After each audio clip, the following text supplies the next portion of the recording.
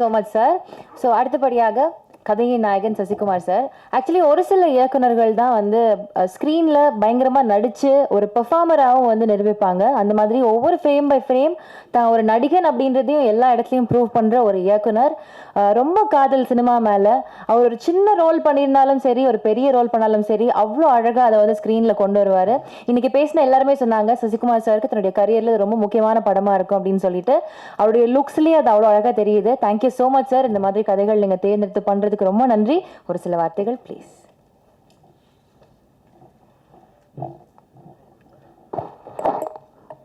எல்லோருக்கும் வணக்கம். முதல்ல சீமானுக்கு நன்றியை சொல்லணும். எங்களை வாழ்த்த வந்து படம் எவ்வளோ வேலை மத்தியிலும் எங்களுக்காக தம்பிகளுக்காக வந்த உங்களுக்கு நன்றியை தெரிவிச்சுக்கிறேன். நீங்கள் படம் பார்த்து எங்களை வாழ்த்துனது வந்து ரொம்ப மறக்க முடியாத ஒவ்வொரு வார்த்தையும் மறக்க முடியாமல் இருக்குது. அதுக்கு உங்களுக்கு நன்றியை தெரிவிச்சுக்கிறேன். நானும் சரவணனும் அவ்வளோ ரசித்தோம். நீங்கள் சொன்ன வார்த்தைகள் ஒன்றொன்றும் உண்மை.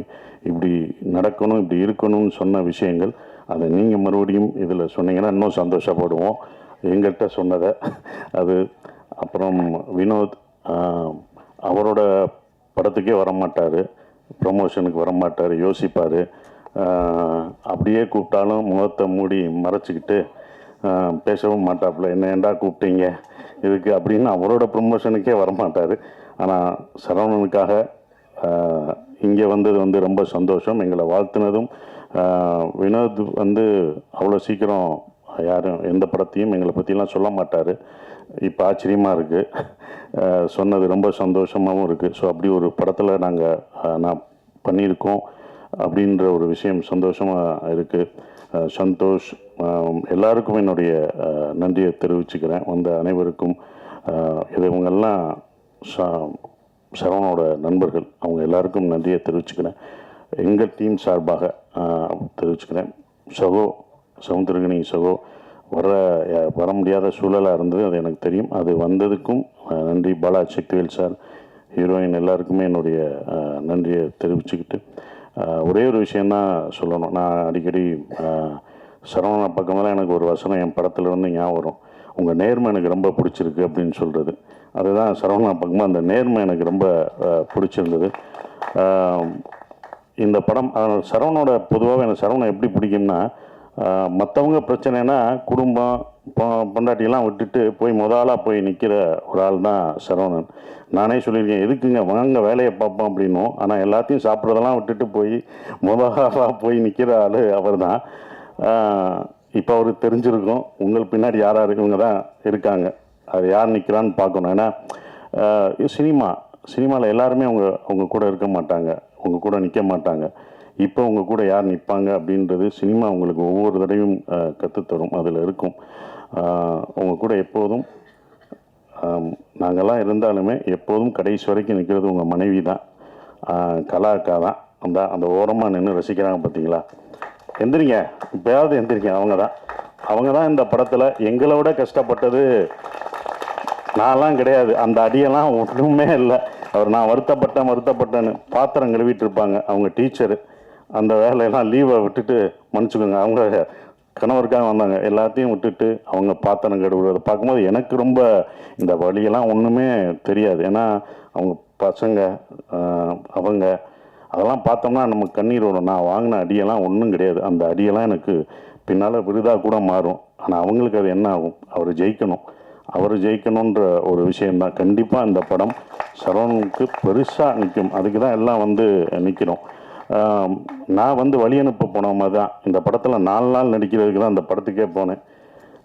கனியனை நடிக்கிற கேரக்டர் தான் என்னோட கேரக்டர்.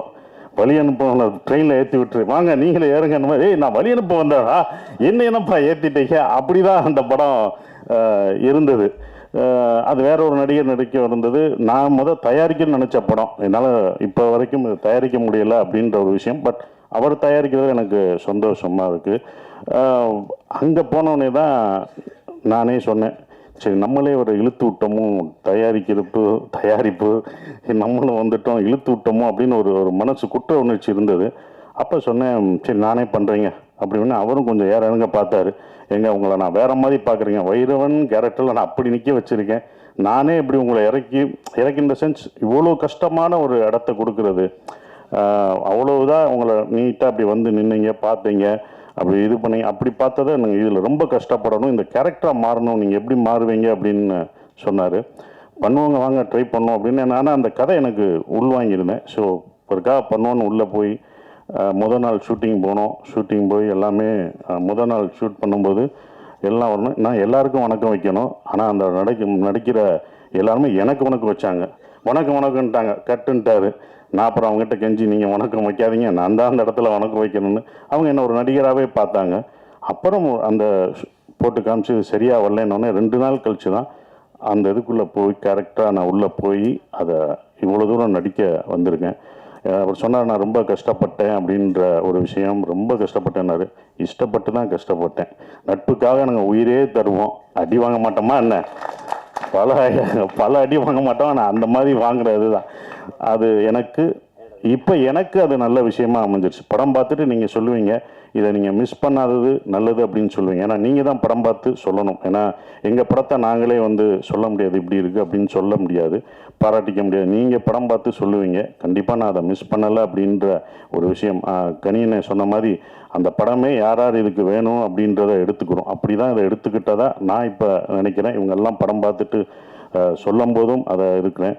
ரொம்ப கஷ்டப்பட்டார். என்னென்னா ஒரு ப்ரொடியூசராக இந்த படம் வியாபாரம் பண்ணுறதுக்கு வந்து ரொம்ப அவர் ரொம்ப இது பண்ணும்போது தான் எனக்கு ரவி சார் ஞாபகம் வந்தார். நான் நேராக போய் ரவி சார்கிட்ட போய் இது பண்ணுவேன். ரவி சார் எப்படின்னா சாதாரணமான இல்லை, அவர் பண்ணுவார். ஆனாலும் நட்பை தாண்டி அவர் வந்து காலமாட்டிலே பால் கறப்பார். ஏன்னா காற்றுலே வெண்ணெய் எடுக்கிறவர், ரொம்ப பர்ஃபெக்டாக பார்ப்பார். அப்படி பண்ணுற ஒரு ஆள். இவர் பார்க்கும்போது எனக்கு தான் பயமாக இருந்தது, இது எப்படி இருக்கும் என்ன இருக்குன்னு. அவர் அந்த சார் பார்த்தோன்னே அவர் அவ்வளோ ரசிச்சார். இது இப்படி இருக்குது, ஃபஸ்ட்டு ஷாட் அந்த செருப்பு ஷாட்டை காமிச்சது யாரும் பண்ண மாட்டாங்க.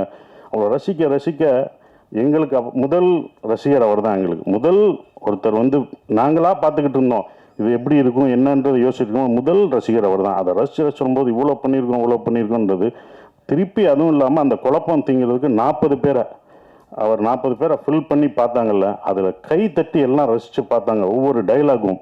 ஏன்னா சரவணனோட டைலாக் வந்து ரொம்ப எழுத்து வந்து பயங்கரமாக இருக்கும். அந்த எழுத்து வந்து உண்மையிலே போற்றப்படும் இந்த படம் பார்க்கும்போது.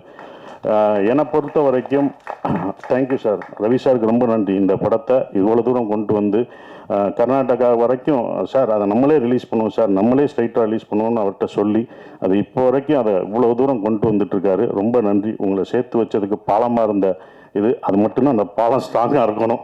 இப்போ வரைக்கும் ஸ்ட்ராங்காக இருக்கேன், இன்னமும் ஸ்ட்ராங்காக இருக்கணும். அந்த பாலம் அந்த பேலன்ஸ் பண்ணுறவங்களுக்கு தான் தெரியும் அதோட அப்படி தான் நான் இருந்துகிட்ருக்கேன். ரொம்ப சந்தோஷமாக இருக்குது. நந்தன், இந்த படம் வந்து அவ்வளோ நீங்கள் வந்து எல்லாம் சொல்லும்போது ஸ்லோவாக போகுமோ அப்படிலாம் இல்லவே இல்லை. நீங்கள் ரொம்ப ரசிப்பீங்க. நம்ம பார்க்க தவறிய மனிதர்களை பார்ப்பீங்க. நந்தன் ஒரு படம் அப்படிலாம் இல்லை, ஒரு பதிவு.